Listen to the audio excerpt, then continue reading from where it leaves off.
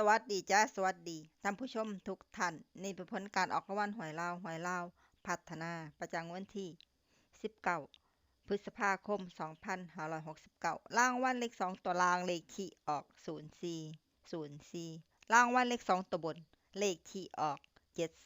7070รางวัลเลข3ตัวบนเลขที่ออก470รางวัลเลข6ตัวเลขที่ออก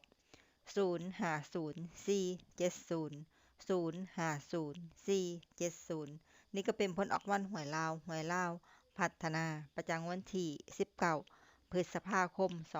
2569ขอให้โชคดีมีชัยถูกหวยลาวพัฒนาได้รับเงินกันทุกคนด้วยจ้าฝากไว้ในเด้อจ้าSubscribeกดติดตามและเป็นกำลังใจขอขอบคุณทุกท่านที่เข้ามารับชมและรับฟังแล้วมาพบกันใหม่ในผลการออกหวยลาวพัฒนาใหม่ในวันพรุ่งนี้สำหรับมื้อนี้ขอบคุณและสวัสดีจ้า